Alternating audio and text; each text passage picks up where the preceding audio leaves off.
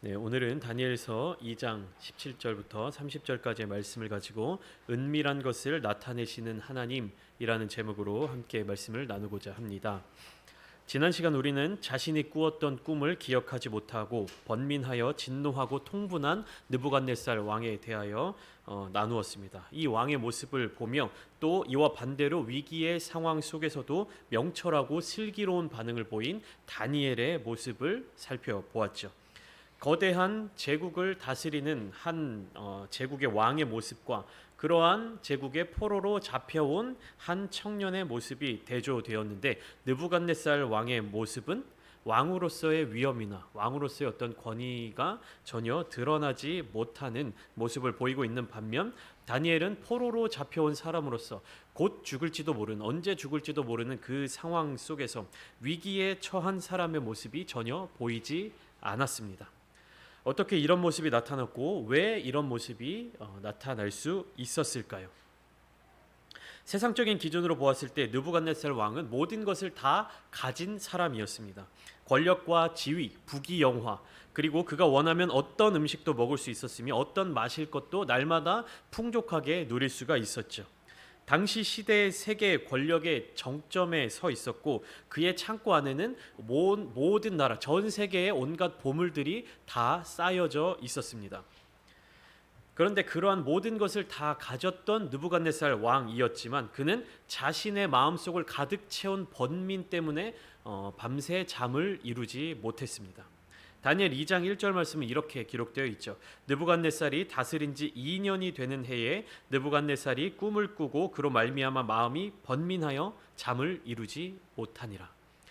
여기에서 말하는 마음은 어떤 개념이냐면, 스스로 교만해지거나 혹은 근심하거나 화를 내거나 슬퍼할 수 있는 인간의 독자적인 힘입니다. 단순한 욕구나 느낌, 생각, 우리가 뭐 그런 마음이 들어, 그런 생각이 들어, 그런 느낌이 들어, 이런 의미가 아니라 그런 수준을 훨씬 뛰어넘는 것으로 인간의 의욕과 그리고 목표를 이루고자 하는 다짐, 그리고 이것을 위해서 무엇인가를 적극적으로 추진할 수 있는 동력원을 가리킵니다. 결국 다니엘 2장 1절에서 이야기하고 있는 마음이란 느부갓네살 왕에게 있어서 왕국을 통치하는 데 필요한 왕으로서의 능력, 그리고 자질, 그리고 의지적인 결단, 이런 것들을 다 포함하고 있는 것이죠. 그러니까 현재 느부갓네살 왕의 상태가 어떤 수준이냐 하면, 지상 최대의 권력과 부를 가지고 있었고, 이전까지는 엄청난 목표를 가지고 열정을 가지고 전 세계를 제패하려 있는 그런 전쟁에서 승리해 나가고 있었던 왕이었지만, 지금은 제국을 통치할 수 있는 의지나 의욕이 없어졌고 자기의 삶을 적극적으로 이어나갈 동력이 끊어진 상태였습니다. 그것을 성경에서는 마음이 번민하여서 잠을 이루지 못하였다라고 이야기를 하고 있는 것이죠. 무엇이 바뀌었습니까? 느부갓네살의 삶에 있어서 어떤 변화가 있었습니까? 그가 가지고 있었던 권력이 다 쇠하여졌던 것도 아니고, 그가 가지고 있었던 모든 재물들이 다 먼지가 되어서 날아갔던 것도 아니었죠. 그의 외적인 조건은 모두 이 땅에서 가장 강력한 왕권을 가진 제왕의 모습 그 자체 그대로였습니다. 그러나 어떤 상황입니까? 지금 느부갓네살은 마음이 번민한 상태였어요.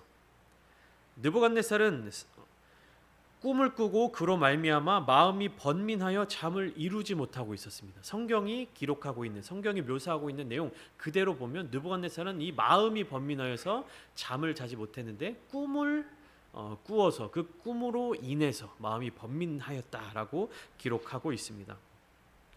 이상하지 않습니까? 오늘날을 살아가는 우리를 고민하게 만들고 걱정하게 만들고 어렵게 만드는 게 무엇입니까? 우리의 마음을 불편하게 만들고 걱정하게 만들고 불안하게 만들고 하는 그런 요소들이 무엇이 있습니까? 돈, 혹은 사회적 지위, 안정된 직장생활, 좋은 인간관계, 그리고 그 안에서 내가 미칠 수 있는 영향력 등 여러 가지 요소들을 우리가 생각할 수 있지 않을까요? 나에게 얼마만큼의 돈이 있었으면 지금보다 더 나은 생활을 할 수 있을 것 같고, 승진을 하거나 사회적 지위가 높아지면 지금보다 더 풍족한 삶을 누릴 수 있을 것 같고, 다양한 사회적 인맥을 갖게 되면 더 마음의 여유를 가지고 살아갈 수 있고, 어려운 일이 있을 때에도 든든할 것 같은 그런 생각이 들지 않으십니까? 지금 나에게 있어서, 여러분들의 삶에 있어서 걱정을 하고 두려움에 빠져 있고 불안함에 빠져 있고 하는 그런 원인들이 제가 좀 전에 말씀드렸던 이러한 이유에 있지는 않으십니까? 그런데 느부갓네살 왕은 어떤 사람이에요? 제가 좀 전에 말씀드렸던 이 모든 상황과 모든 조건들을 다 충족했던 사람입니다. 세상 누구보다도 돈이 많았고, 누구보다도 가장 권력이 높은 자리에 있었던 사람이었고, 그가 가졌던 사회적 지위, 그가 가졌던 모든 인맥들, 지위, 이런 것들이 세상 그 어떤 사람들보다도 가장 좋은 여건, 좋은 조건에 있었던 사람이었음에도 불구하고 마음이 번민하여서 정신이 반쯤은 나간 사람처럼 행동하고 있지 않습니까? 그런데 반면에 아무것도 가진 것이 없는, 그리고 이방 땅에 포로로 잡혀와서 자유롭지 못한 그러한 생활을 하고 있는 다니엘은 어떻습니까? 명철하고 슬기로운 태도를 가지고 왕의 명령을 바라보고 있었습니다. 느부갓네살 왕과 다니엘에게는 과연 어떤 차이가 있었을까요? 우선 다니엘은 그의 삶의 전부를 통해 분명한 뜻을 정하고 그 뜻을 지키며 살아갔습니다. 어떤 뜻이었냐면 다니엘 1장 8절에 나와 있죠. 다니엘은 뜻을 정하여 왕의 음식과 그가 마시는 포도주로 자기를 더럽히지 아니하리라 하고 자기를 더럽히지 아니하도록 환관장에게 구하니. 다니엘 1장 8절의 말씀은 다니엘서가 시작하고 공식적으로 다니엘이 등장하고 난 뒤에 다니엘이 어떤 사람인가에 대해서 나타내 주고 있는 장면이에요. 그러니까 1장 1절부터 7절까지는 어떤 그 시대적 배경, 역사적인 상황 속에서 다니엘과 세 친구들이 현재 어떤 상황에, 지금 이 상황에 처해져 있다라는 것을 알려주면서 1장 8절이 딱 되면서 다니엘의 신념, 다니엘의 생각, 다니엘의 또 삶을 살아온 모습에 대해서 짠하고 이야기를 해주고 있는 모습입니다. 그러니까 공식적으로 다니엘이 처음으로 등장하는 장면이라고 이해하시면 돼요. 근데 그 장면에서 다니엘이 뭐라고 얘기하는 겁니까? 다니엘의 평생의 삶을 지탱하는 그 정체성을 보여주고 있는데, 뜻을 정하여 자기를 더럽히지 아니하리라. 다니엘이 정한 뜻은 세상의 것 그리고 우상의 것들로 자기를 더럽히지 않고자 한 것입니다. 즉 자기 자신을 온전히 하나님께 속한 사람으로 드린 것이죠. 내가 내 삶의 주인이 아니다. 내 인생의 방향을 결정할 사람은 내가 아니다. 내 삶의 주인은 누구시다? 하나님이시다. 그리고 내 삶의 방향성은 오직 하나님께서 결정해 주신다라고 하는 그 믿음, 그 선포, 그 다짐, 결단이었던 것입니다. 이것이 다니엘이 뜻을 정한 마음이었던 거예요. 느부갓네살의 마음, 느부갓네살의 인생의 동력, 인생을 결정하는 의욕과 목표가 어디에 있었습니까? 자기 자신에게 있었고 세상적인 기준들에 있었어요. 그러면 그 반면에 다니엘의 마음은 어디에 있었습니까? 다니엘의 인생의 동력, 인생을 결정하는 의욕과 목표는 하나님께 있었습니다. 간단하게 말하면 느부갓네살의 마음은 자기 자신에게 있었고 다니엘의 마음은 하나님을 향해 있었다는 사실이죠. 두 번째로 다니엘은 그의 행동의 결정을 성급하게 내리지 않았습니다. 하나님께 나의 삶을 맡기고 또한 하나님께서 나의 삶을 지켜주신다는 확신이 있다면 그 확신대로 믿고 밀어붙이고 그렇게 그런 행동들을 할 수도 있었습니다. 그러나 다니엘은 어떻습니까? 매사에 겸손하고 명철하고 슬기로운 태도를 지니고 살아갔습니다. 1장에서 다니엘이 왕의 음식을 거절할 때에도 환관장에게 뭐라고 얘기하냐면 겸손하고 신중한 태도 그리고 상대를 배려하는 태도를 지녔습니다. 내가 하나님께 택함받은 백성이고 내가 하나님을 나의 삶의 주인으로 모시고 살았기 때문에 나는 당신들이 요구하는 것, 당신들이 시키는 것 절대 따를 수 없어 라고 이야기를 하는 것이 아니라 환관장의 이야기에 대해서 겸손하게 또 배려하면서 상대를 배려하는 그러한 태도를 가지고 대했다라는 것이죠. 그리고 환관장이 세운 감독관에게도, 자기들을 감시하는 감독관에게도 정중하게 이야기를 하죠. 자신들에게 열흘의 기간을 주어서 채식을 할 수 있는 그런 시험을 한번 해봐라. 열흘의 그 시기가 지나고 나서 우리를 살펴보고 괜찮다면 계속해서 우리로 하여금 왕의 음식을 먹지 않도록 해달라라고 정중하게 요청을 하였습니다.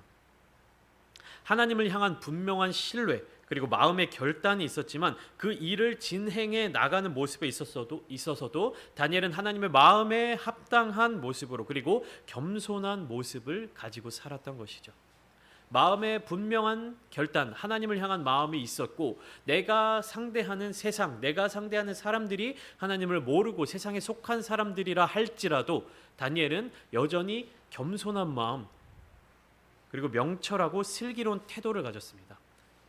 다니엘이 이렇게 겸손하고 명철한 태도를 가질 수 있었던 이유는 무엇이냐면 그가 이 사람들을 대할 때에도 이 사람들 앞에서 나의 모습을 생각하는 것이 아니라 무엇입니까? 내가 세상 사람들을 만나면서도 내가 왕의 신하들을 대하면서도 결국 나는 누구 앞에 있다는 것을 기억하는 겁니까? 하나님 앞에 있다는 것을 기억하고 살아가는 것이에요. 그렇기 때문에 상대를 배려하고 상대를 존중하고 겸손한 태도를 유지할 수 있었던 것입니다. 다니엘 2장에서 느부갓네살 왕의 모습은 어땠습니까? 자신의 마음이 번민함으로 말미암아 성급한 판단을 내리고 성급한 결정을 내렸죠. 자신이 꾼 꿈에 대해서 대답하지 못하는 지혜자들에 대하여서 너희가 내 명령이 내렸음을 알고도 시간을 끌려하고 있다. 너희가 이 꿈을 알아내지 못하면 너희는 결국에 다 똑같이 죽임을 당할 것이다. 이렇게 이야기를 하고 있습니다. 그리고 지혜자들이 대답하지 못하자 어떻게 합니까? 즉시 그들을 모두 죽일 것을 근위 대장에게 명령하죠. 마음이 번민함으로 인해서 어떻습니까? 성급한 판단, 성급한 결정, 성급한 행동을 해 나가고 있는 것입니다. 상황에 대한 판단과 결정도 잘못되었지만 그 결정을 어떻게 너무나도 성급하게 진행하고 있는 모습을 보여주고 있는 것이죠. 그러나 다니엘은 왕의 그러한 급한 명령이 떨어졌음에도 불구하고 급하게 반응하지 않았어요. 우선 명철하고 슬기로운 말로 왕의 근위대장 아리옥에게 물어 상황을 파악한 뒤에 느부갓네살 왕을 찾아가 이야기합니다. 지난주 본문 마지막 절이었죠. 다니엘 2장 16절입니다. 다니엘이 들어가서 왕께 구하기를 시간을 주시면 왕에게 그 해석을 알려드리리다 하니라.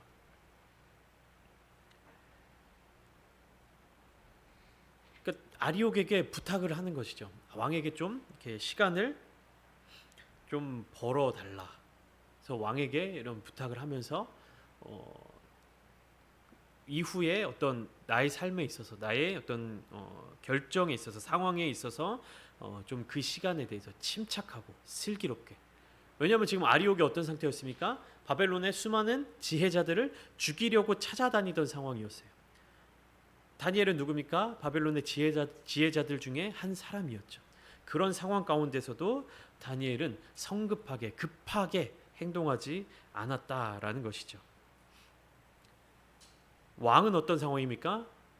번민하는 마음으로 인해서 성급한 행동을 결정하고 있는 상황이었고 다니엘은 모든 상황 가운데에서도 침착하고 슬기롭게 이렇게 안정되게 만들어 가고 있었습니다. 이제 상황이 어떻게 바뀌었죠? 왕의 분노는 일시적으로 누그러지긴 했겠지만 바벨론의 모든 지혜자들에게 분산되어 있었던 왕의 분노가 이제는 어디로 집중될 수밖에 없습니까? 다니엘에게로 집중될 수밖에 없겠죠. 보통 이런 일들이 일어날 때 우리는 어떻게 행동합니까? 나 하나 눈에 띄지 않으려고 노력하고 또 다른 사람이 나서서 해결해 주기를 원하면서 그 왕의 존재, 그러한 사람의 분노가 사그라들기를 기다리지 않습니까? 그러나 다니엘은 그 상황 속에서 가장 선한 방법을 찾아 움직이기 시작했습니다. 어쩌면 자기 자신이 가장 먼저 희생자가 될 수도 있는 그런 상황 속에서도 다니엘은 침착하게 그런 상황을 멈출 수 있고 잠시 천천히 돌아볼 수 있는 그런 상황을 만들어낸 것이죠. 그렇게 잠시 상황을 멈춘 다니엘은 이제 집으로 돌아가서 그 친구들에게 함께 기도해 주기를 요청하고 있습니다.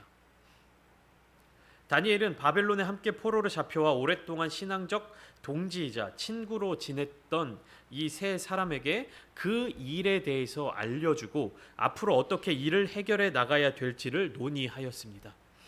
다니엘이 왕의 꿈을 풀이하기 위해 가장 먼저 취한 행동은 신앙의 친구들 그리고 신앙의 공동체를 찾아가 함께 그 문제에 대해서 상의하고 중보를 요청했습니다.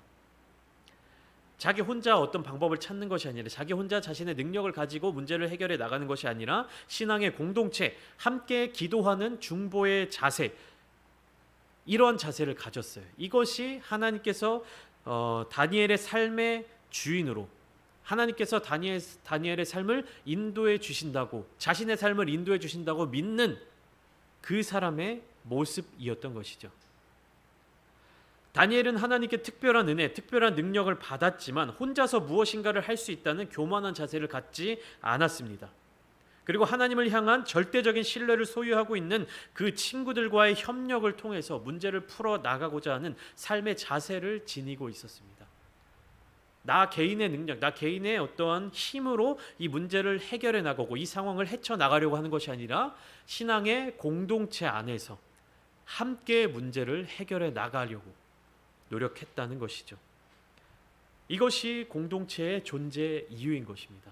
우리가 신앙생활을 하면서 하나님을 믿고 하나님의 뜻을 따라서 하나님의 마음을 받아 살아갈 때에 나 혼자 살아갈 수 없다는 이 사실, 성경 속 수많은 인물들이 하나님께 특별한 은혜를 받은 사람들, 하나님께 특별한 능력을 받은 사람들이 그 자신만을 믿고 그 자신의 힘만을 의지해서 나아갔을 때 온전한 평안을 누릴 수 없었던 것을 우리가 기억할 수 있습니다. 반면에 하나님께서 귀하게 쓰셨던 사람들, 하나님께서 정말 그의 삶을 통하여서 영광 받으셨던 자들의 삶의 모습을 보면 어떻습니까? 공동체를 세워나가고 그 공동체 가운데에서 함께 기도하고 하나님의 뜻을 구하는 삶을 살았습니다.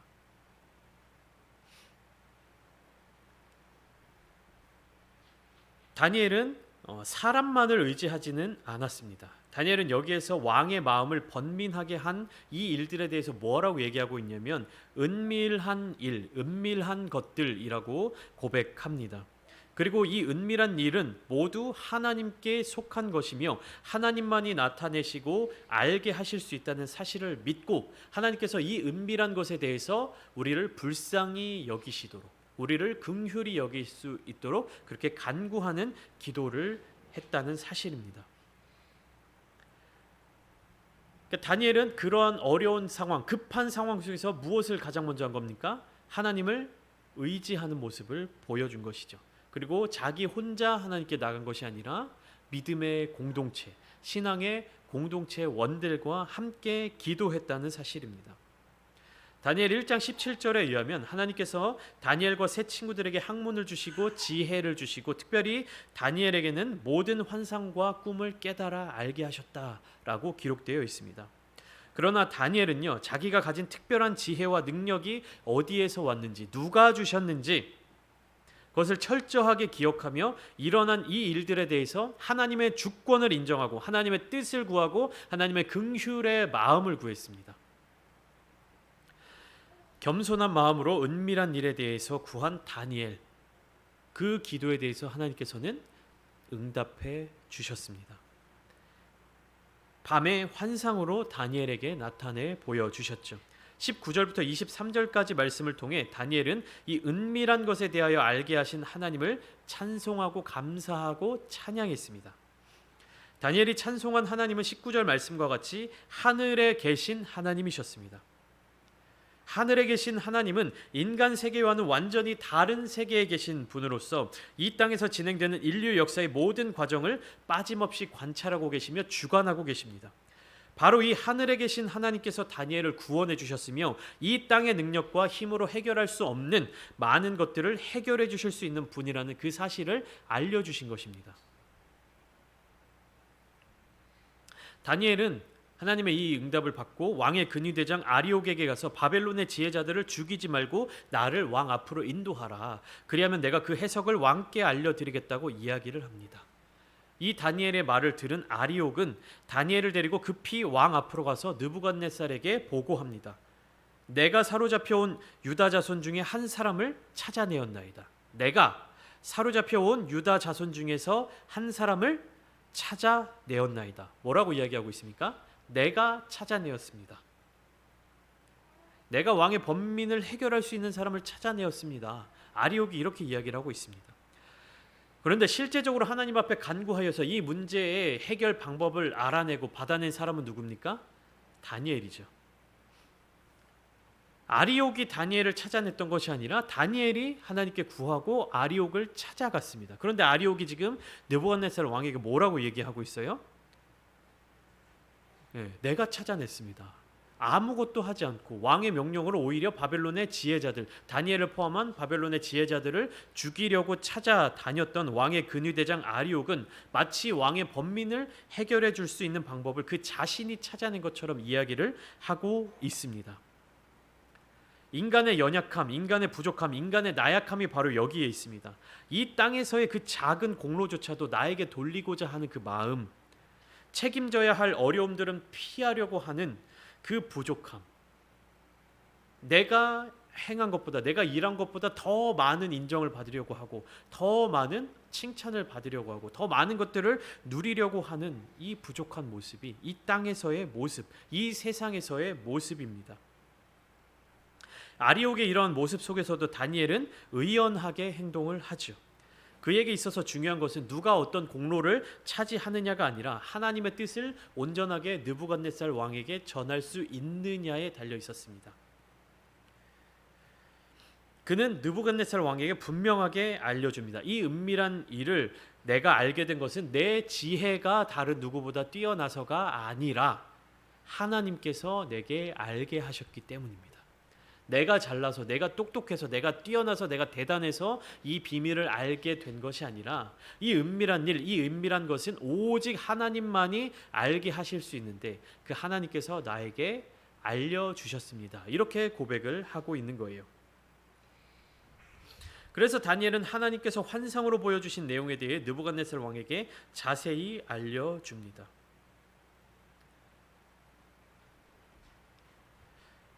이때 왕이 다니엘에게 이렇게 질문합니다. 26절 말씀에 내가 꾼 꿈과 그 해석을 네가 능히 나에게 알게 하겠느냐. 이것은 의심의 질문입니다. 그러니까 기다렸던 대답이 나왔기 때문에 반가운 마음에 반응한 것이 아니라 바벨론 최고의 지도자들, 지혜자들조차 실패했던 일을 어린 네가 어떻게 할 수 있겠느냐라는 그런 심드렁한 반응인 것이죠. 이에 대한 다니엘의 대답이 27절부터 30절까지 이렇게 이어집니다. 먼저 27절에서 다니엘은 왕이 물으신 바 은밀한 것은 지혜자나 술객이나 박수나 점쟁이가 능히 왕께 보일 수 없다라고 대답하죠. 왕이 꾼 꿈을 기억하지 못한 것은 은밀한 일이기 때문에 사람의 능력으로는 아무리 노력해도 알 수 없다라는 사실을 지적하고 있는 거예요. 이 은밀한 것에 대해서 알려주실 수 있는 분은 오직 하나님뿐이다라고 대답하고 있습니다. 오늘 본문 28절 말씀이죠. 오직 은밀한 것을 나타내실 이는 하늘에 계신 하나님이시라. 그가 느부갓네살 왕에게 후일에 될 일을 알게 하셨나이다. 오직 누가요? 하늘에 계신 하나님께서. 왜? 왕에게 후일에 될 일을 알게 하시기 위해서.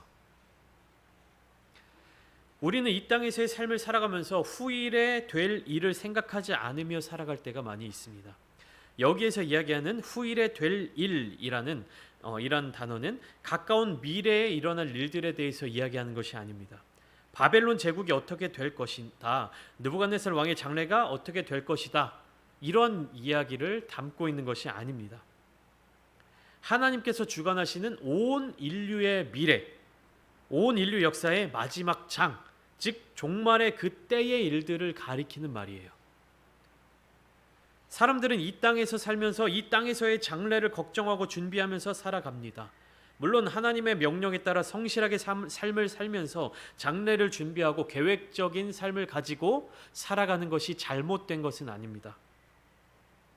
하나님의 명령에 따라 성실한 삶을 살아가는 것, 그것은 올바른 일이죠. 미래를 준비하는 것, 바른 일입니다. 그렇지만 종말이 없는 것처럼, 하나님의 나라가 오지 않을 것처럼, 우리가 가야 할 저 천국이 없는 것처럼 살아가는 이 땅의 생각, 이 땅의 시각, 이 땅의 방법대로 살아가는 것은 그리스도인들의 모습이 아닙니다. 느부갓네살 왕이 꿈을 기억하지 못해서 번민하는 이유가 무엇입니까? 그 자신의 능력, 그 자신의 노력의 범위를 넘어선 어떠한 일에 대해 너무나도 무기력하고 두려웠기 때문입니다. 그리고 이러한 번민에 대하여 어떻게 대처하고 어떤 해결 방법을 찾아야 하는지를 몰랐기 때문에 진노하고 통분하였습니다. 그러나 다니엘은요, 그의 앞날에 대해서 한치 앞도 알 수 없었지만 번민하거나 불안해하지 않았습니다. 그는 자기 나라를 잃고 자기 고향 땅을 떠나서 포로로 잡혀온 사람이었죠. 불안정한 삶의 모습을 가지고 있었습니다. 그럼에도 불구하고 다니엘은 번민하지 않았어요. 다니엘은 그의 삶의 주권을 하늘에 계신 하나님께 맡겨드렸기 때문에 이 땅에서의 상황과 환경과 사건들이 어떠할지라도 명철하고 슬기로운 태도를 취할 수 있었습니다. 이것이 땅에 속한 사람과 하늘에 속한 사람의 차이입니다.